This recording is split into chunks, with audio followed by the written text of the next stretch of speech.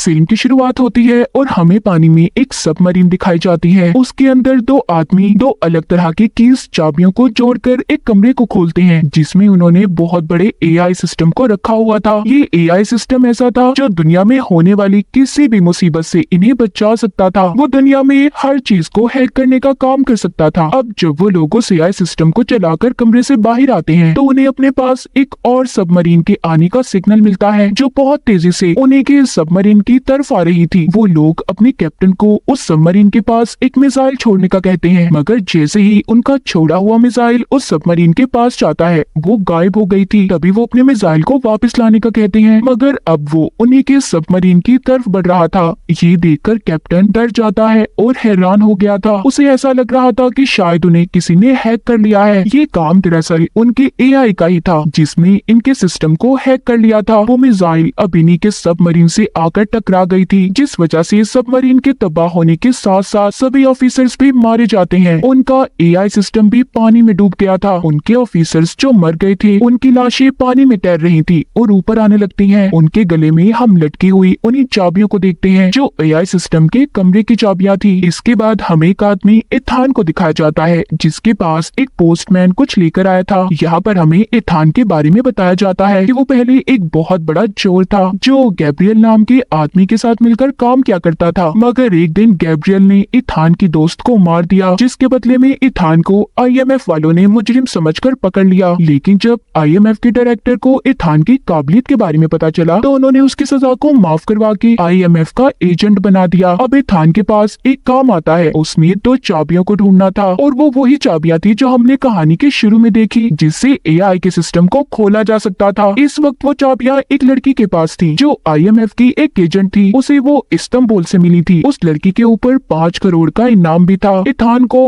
अब वो चाबियां किसी भी कीमत पर ढूंढनी थी। दूसरी तरफ हमें वही लड़की दिखाई जाती है जिसके पास चाबियां थी। वो रेगिस्तान के इलाके में कुछ आदमियों से लड़ रही थी जो उसकी जान के दुश्मन थे। वो अपनी स्नाइपर गन से उनका मुकाबला करती है। तभी उसकी मदद करने वहाँ पर इथान भी आ गया था, लेकिन उस लड़की के पास जैसे ही इथान जाता है वो लड़की मर गई थी। इसके बाद हमें एक मीटिंग दिखाई जाती है जहाँ पर सभी आईएमएफ के ऑफिसर्स बैठे एक एजेंट से मीटिंग कर रहे थे। वो एजेंट इन्हें यहाँ पर एक एआई सिस्टम के बारे में बताता है जो अब खुद से काम करने लगा है। इनको बहुत सी तबाहियों के रिकॉर्ड्स भी मिले थे, मगर कहीं पर भी एआई का नाम नहीं था कि उसकी वजह से ये सब कुछ हो रहा है। मगर वो एजेंट बताता है कि वो एआई अब खुद से काम कर रहा है। वहीं पर अब आईएमएफ के डायरेक्टर इनसे बात करते हैं और बता कि रशिया अपनी दो अलग अलग किस्म की चाबियों को ढूंढ रहा है, जिससे वो अपने एआई सिस्टम को कंट्रोल कर सकते हैं जो उन्होंने कई सालों पहले बनाया था। अगर उन्हें वो चाबियां ना मिली तो दुनिया में बहुत बड़ा खतरा आ सकता है। लेकिन ये चाबियां किस लिए और इनसे क्या खोला जा सकता था, इस बारे में इन्हें अब तक कुछ भी नहीं पता था। लेकिन दुनिया में जितनी भी एजेंसीज हैं सब उन चाबियों को ढूंढ रही है। शायद उससे एआई सिस्टम को कंट्रोल किया जा सकता है, जिससे पूरी दुनिया के सिस्टम को हैक करके तबाह किया जा सकता है। वो बताते हैं इन चाबियों का एक हिस्सा हमारे एजेंट को मिला था, जिसको लेने हमने इथान को भेजा था, मगर अभी तक उसका कुछ पता नहीं चला। तभी यहाँ पर एक एजेंट आकर आईएमएफ के डायरेक्टर को एक मास्क देता है और वहाँ पर जहरीली गैस को छोड़ देता है, जिससे सब बेहोश हो गए थे। बस वो एजेंट और डायरेक्टर ही बचे थे। वो एजेंट दरअसल असल में इथान था। डायरेक्टर उससे पूछते हैं तुमने ऐसा क्यों किया। इथान उन्हें बताता है कि मैं उसी लड़की एजेंट के पास गया था जिसके पास से मुझे ये चाबी मिली। मैंने ये चाबी ले ली और मैंने उसे मर जाने का नाटक करने का कहा ताकि जो भी लोग उसके पीछे पड़े हैं वो हट जाए और उसकी जान बच जाए। वो अपने डायरेक्टर से कहता है इस चाबी का दूसरा हिस्सा ढूंढने के बाद ही एआई सिस्टम को खत्म कर दूंगा। ये सुनकर डायरेक्टर कहते हैं तुम जानते हो कितनी एजेंसीज उस एआई सिस्टम के पीछे पड़ी हैं। वो कहता है हाँ मैं जानता हूँ, और मैं ये भी जानता हूँ अगर किसी भी एजेंसी ने उसे हासिल भी कर लिया तो वो इतना खतरनाक है उसे कोई भी कंट्रोल नहीं कर पाएगा, जिससे दुनिया में तबाही फैलेगी। इसीलिए मैं उसे खत्म करना चाहता हूँ। अब कुछ दिन के बाद हमें दुबई एयरपोर्ट को दिखाया जाता है। एक ऑफिसर जो अपनी टीम के साथ इथान को ढूंढ रहा था, क्योंकि उसे पता चल चुका था कि चाबी का एक हिस्सा इथान के पास है। उन्हें इथान मिल जाता है, मगर दिखने पर वो इथान नहीं था, क्योंकि वहाँ पर जो इथान के साथी थे उन्होंने सारे कैमरा सिस्टम को हैक कर लिया था, जिससे उस ऑफिसर को चलता हुआ हर आदमी इथान नजर आ रहा था। था। उधर दूसरी तरफ इथान जो एक आदमी के पास पहुंचता है जिसके पास चाबी का दूसरा हिस्सा था, मगर अब वो चाबी एक लड़की चुरा कर भाग जाती है। उसके बारे में इथान के साथी जब पता करते हैं तो इन्हें पता चलता है कि लड़की जिसका नाम ग्रेस था वो बहुत ही मशहूर और चालाक चोरनी थी। उस पर बहुत से इल्जाम भी लगे थे। तभी एयरपोर्ट पर इथान के साथी को एक बैग पर शक होता है। जब वो उसे खोलकर देखता है तो उसमें बॉम्ब था। ये उस बॉम्ब को अब डिफ्यूज करने की कोशिश कर रहा था ताकि वो यहाँ पर किसी को भी कोई नुकसान न पहुंचा सके। उधर इथान को एयरपोर्ट पर ग्रेस भी मिल जाती है। वो ग्रेस से उस चाबी को ले लेता है और एक लाइटर देकर ये वादा करता है कि मैं जानता हूँ तुम एक बहुत बड़ी चोरनी हो, अगर तुम यहाँ से सही सलामत निकलना चाहती हो तो तुम्हें मुझे ये चाबियां देनी होंगी और मैं तुमसे वादा करता हूँ मैं सही सलामत तुम्हें यहाँ से बाहर निकाल दूंगा। उधर अंदर इथान के साथी ने बॉम्ब को फटने से रोक लिया था, लेकिन ग्रेस वहाँ पर फिर से इथान को दोबारा से चूना लगाकर चाबियों को लेकर भाग गई थी और लाइटर उसकी जेब में डाल गई थी। तभी इथान जब ग्रेस को ढूंढ रहा था तो वो अपने सामने गैब्रियल को देखता है, जिसे देखकर वो डर गया था और उसे एयरपोर्ट पर खतरे का एहसास होता है। इसीलिए सबको बाहर निकलने का कहता है कि यहाँ पर बहुत बड़ा खतरा है। उधर IMF वाले जिन्होंने इथान पर नजर रखी हुई थी वो वीडियो में इथान और ग्रेस को जब साथ देखते हैं तो समझ जाते हैं कि इन दोनों का चाबियों को लेकर कुछ तो चक्कर जरूर है। उधर एयरपोर्ट पर ग्रेस को पकड़ा जा चुका था। उसके सामने उसके पासपोर्ट और बहुत से पैसे रखे थे। अब ऑफिसर उसे अपने सबसे बड़े ऑफिसर के पास लेकर जाता है, जो असल में कोई और नहीं बल्कि इथान था। वो कहती है तुम ही ने मुझे पुलिस से पकड़वाया है ना? वो कहता है हाँ,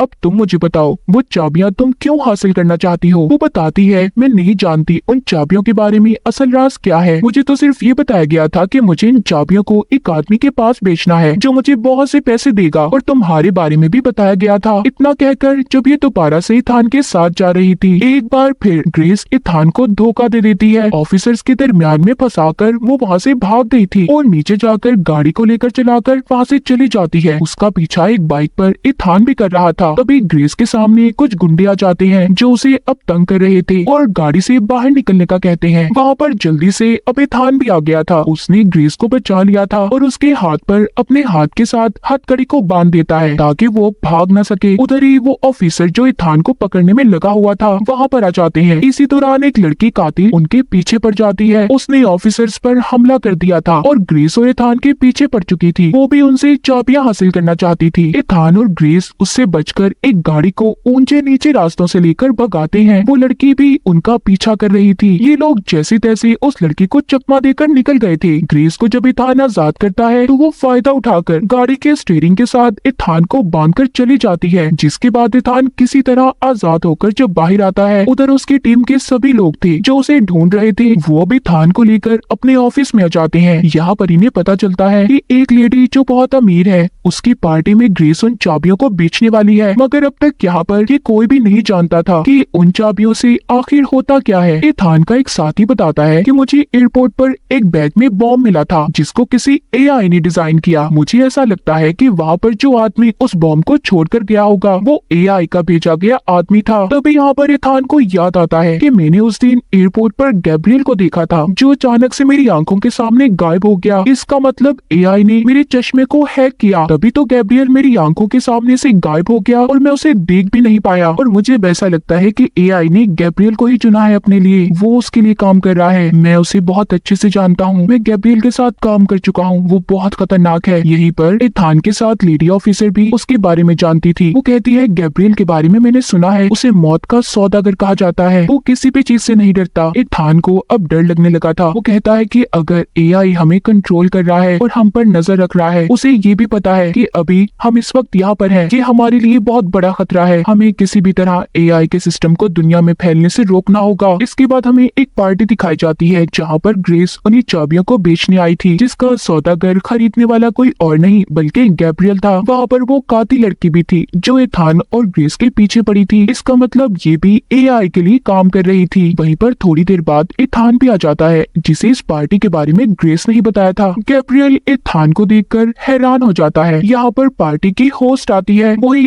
अमीर लेडी जो एक ब्लैक मार्केट की डीलर थी, जिसके बारे में पहले ग्रेस ने एथान को भी बताया था। उसी ने ग्रेस को गैब्रियल को चाबियां देने का काम दिया था। वो आकर गैब्रियल से मिलती है। वो अमीर लेडी सबको बिठाकर बताती है कि उन कीज से जो सभी हासिल करना चाहते हैं उससे एआई की एंटिटी यानी कि उसकी बुरी ताकतों को कंट्रोल किया जा सकता है, जिसके बाद इंसान दुनिया में कुछ भी कर सकता है। तभी एथान को ये बात समझ आ गई थी कि वो सभी जो यहाँ पर इकट्ठा है उसके पीछे भी एआई का हाथ है। वहीं पर अमीर लेडी ग्रेस से चाबियां मांगती है। वहाँ पर एथान अब उस लेडी से पूछता है कि तुम्हारा उन चाबियों से क्या फायदा होगा। गैब्रियल बताता है अगर ये लेडी इन चाबियों को बेच देगी तो आने वाले कल में और भी अमीर हो सकती है, जिससे इसे बहुत से फायदे होंगे, इसे बहुत से पैसे मिलेंगे और जिसके बाद हम एआई सिस्टम को भी कंट्रोल कर सकते हैं। एथान कहता है आज जो हम यहाँ पर जमा है वो एआई की वजह से है। वो चाहता है कि उसकी चाबियों से गलत काम किए जाए। वो एआई सिस्टम ये भी जानता है कि उसे मुझसे खतरा है। तभी वो ग्रेस को चाबियां देने से मना करता है कि गलत हाथों में चाबियां कभी मत देना, जिससे बहुत बड़ी तबाही आ जाएगी। अब वो ग्रेस को इशारा करता है और उधर तभी बहुत बड़ी लड़ाई शुरू हो गई थी। सभी को चकमा देकर एथान और ग्रेस वहाँ से भाग गए थे, लेकिन ग्रेस एथान को एक बार फिर धोखा देकर अकेला ही छोड़कर गैब्रियल के पास उन चाबियों का सौदा करने चली गई थी, क्योंकि उसके भी दिल में अब पैसों का लालच था। एथान जल्दी से अपने साथी से राब्ता करता है और ग्रेस की लोकेशन का पता करने का कहता है। तो उसका साथी जब अपने कंप्यूटर पर काम कर रहा था तो वो एकदम हैरान हो जाता है, क्योंकि बिना बोले ही एथान के पास उसकी आवाज जा रही थी। वो समझ जाता है कि एआई ने उनके सारे सिस्टम्स को हैक कर लिया है। एथान को जब इसके बारे में उसका साथी बताता है तो वो भागकर वहाँ से दूर चला गया था ताकि एआई उसे ना ढूंढ पाए। तभी वहाँ पर इसका पीछा करती कातिल लड़की आ जाती है जो अब तक इसका पीछा कर रही थी। इन दोनों के बीच में बहुत ज्यादा लड़ाई होती है, मगर वो उसे वहीं पर छोड़कर ग्रेस के पास चला जाता है जो एक पुल के पास थी, जिसके बारे में एथान के साथी ने बताया था, मगर उसे पहुंचते वहाँ पर देर हो गई थी। उधर पुल के पास गैब्रियल ने ग्रेस को धोखा दिया था। वो उसे चाबियां लेकर उसे बहुत मारता है और बदले में कोई भी पैसा नहीं देता। तभी उसकी मदद करने जब वहाँ पर एथान के साथी ऑफिसर आती है तो गैब्रियल ने उसे भी मार दिया था। एथान जब उनके पास पहुंचता है तो उस लेडी ऑफिसर की मौत हो गई थी, जिस पर वो बहुत दुखी था कि अगर वो जल्दी पहुंच जाता काश उसकी जान बचा लेता। अगली सुबह ग्रेस एथान के साथ थी। वो बताती है कि गैब्रियल अब वो चाबियां एक आदमी के पास लेकर जाने वाला है जो उसे उसका इस्तेमाल बताएगा कि कैसे वो एआई सिस्टम में काम कर सकती है, और वो सब लोग एक ट्रेन में उन चाबियों की डील करने वाले हैं। ग्रेस भी एथान के साथ उसकी टीम की मदद करने के लिए तैयार थी। एथान का साथी ग्रेस को अब उस अमीर लेडी का मास्क पहनकर जाने का कहता है जो गैब्रियल से मिली हुई थी, ताकि ग्रेस को वहाँ पर कोई भी ना पहचान सके। अब उसका साथी वहाँ पर एथान को बताता है एआई जानता है कि तुम उसे खत्म करना चाहते हो और उसने जानबूझकर तुम्हारे सामने गैब्रियल को लाकर खड़ा किया है। अगर तुम चाहते हो कि एआई के बारे में कभी भी किसी को कुछ पता ना चले, कोई उसका गलत इस्तेमाल ना करे, तो तुम्हें गैब्रियल को खत्म करना होगा। तभी ऐसा मुमकिन हो पाएगा कि एआई का किसी को भी पता ना चले। अगर तुमने पहले एआई को खत्म कर दिया तो सबको उसके बारे में पता चल जाएगा, क्योंकि गैब्रियल कभी भी चुप नहीं बैठेगा और एआई फिर से जिंदा भी हो सकता है। इसीलिए पहले गैब्रियल को मारो। वो कहता है मैं वादा करता हूँ मैं ऐसा ही करूंगा, लेकिन जब तक मैं ये ना जान लूं उन चाबियों से एआई को कैसे कंट्रोल कर सकते हैं, उनका क्या काम है, मैं तब तक गैब्रियल को नहीं मार सकता। अब ग्रेस एथान की बात मानकर उस अमीर लेडी का मास्क पहनकर जाने के लिए तैयार थी और साथ ही वो ग्रेस से ये वादा करता है कि वो जल्दी उसे वहाँ से बचा लेगा। अगले दिन ट्रेन में गैब्रियल और उसकी सारी टीम थी। गैब्रियल ट्रेन चलाने वाले आदमी को मार देता है और स्पीड को तेज कर देता है ताकि कोई भी उन्हें पकड़ ना पाए। उधर जब अमीर लेडी ट्रेन के कमरे में जाती है तो वो सामने अपनी हम शक्ल को देखती है जो कोई और नहीं बल्कि ग्रेस थी। ग्रेस ने उस अमीर लेडी को बेहोश कर दिया था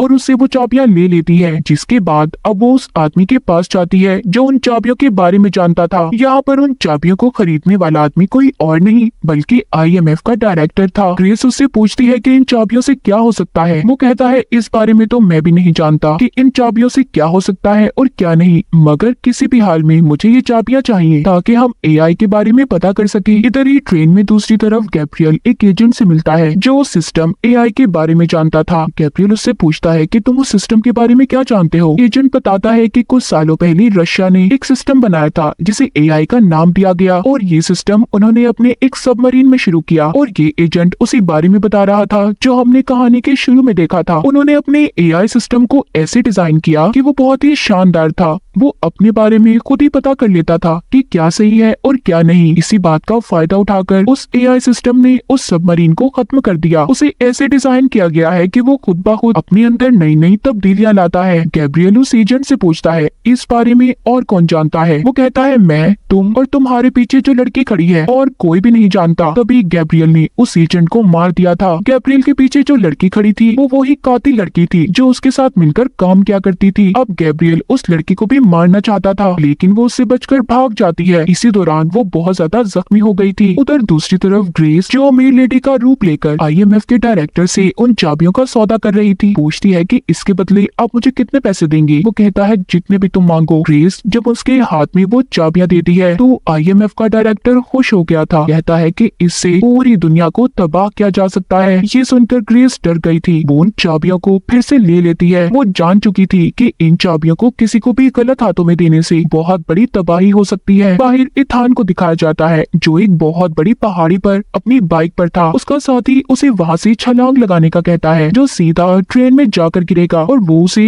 पैराशूट पहनने का कहता है। इथान को यहाँ से छलांग लगाने से डर तो लग रहा था, मगर जब उसे अपनी एक पुरानी दोस्त और लेडी ऑफिसर की याद आती है जिसको गैब्रियल ने मार दिया था, मगर अब वो ग्रेस को ऐसे मरने नहीं देना चाहता था, इसीलिए उसे बचाने की खातिर वो कूद जाता है। ट्रेन के अंदर भी जो असल अमीर लेडी थी उसको होश आ गया था। इसी वजह से ग्रेस की असलियत भी सबको पता चल जाती है। वो जब वहाँ से भाग रही थी तो उस लेडी का एक आदमी उसे पकड़ लेता है और उससे उसने एक चाबी को छीन लिया था। जब वो उसे मारने वाला था, सही वक्त पर वहाँ पर ये थान आ जाता है, लेकिन वहाँ से वो चाबी अब गैब्रियल को मिल गई थी, जो उसे लेकर अब ट्रेन की छत पर आ गया था। इथान भी उसके पीछे आता है। उन दोनों की ट्रेन की छत पर बहुत ज्यादा लड़ाई हो रही थी। वो एक दूसरे को बहुत बुरी तरह से मार रहे थे। तभी यहाँ पर वही ऑफिसर आ जाता है जो अब तक इथान को पकड़ने के पीछे पड़ा हुआ था। इसी बात का फायदा उठाकर गैब्रियल ने एक ट्रक में छलांग लगा ली थी। यहाँ पर उस ऑफिसर और इथान को ये बात पता चल गई थी कि वो ट्रेन को नहीं रोक सकते। इथान अब नीचे ट्रेन के अंदर जाता है, जहाँ पर ग्रेस उससे माफी मांगती है और बहुत दुखी थी कि वो उसकी चाबियों को नहीं बचा सकी।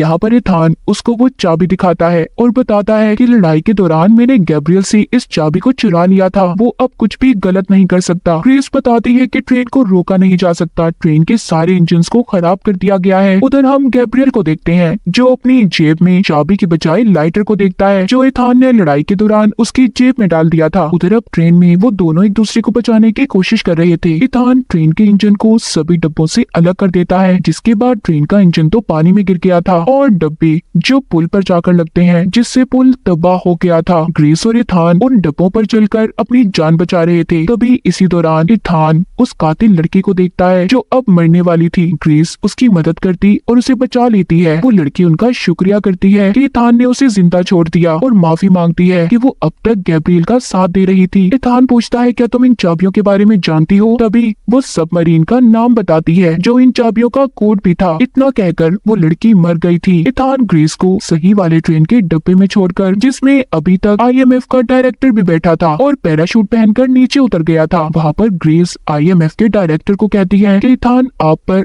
अब भी भरोसा करता है, उसको आप पर यकीन है कि आप कभी भी कोई गलत काम नहीं कर सकते। ये सुनकर आईएमएफ का डायरेक्टर ग्रेस से कहता है तुम फिक्र नहीं करो, कुछ भी गलत नहीं होगा, और हाँ मैं तुमसे वादा करता हूँ कि तुम्हारे सारे पिछले रिकॉर्ड्स को मिटा दिया जाएगा और तुम अब आईएमएफ की एजेंट बनकर जिंदगी गुजारोगी। उधर इथान को दिखाया जाता है जो अपने साथियों के पास पहुँच गया था और चाबियां देकर उसके बारे में पता करने का कहता है। यानी कि इथान का सफर अभी शुरू हुआ था। वो दुनिया में आने वाली इस बड़ी सी तबाही को रोकना चाहता था। फिल्म के आखिर में हमें पानी के अंदर रशियन सबमरीन को दिखाया जाता है और इसी के साथ इस फिल्म की कहानी यहीं पर खत्म हो जाती है।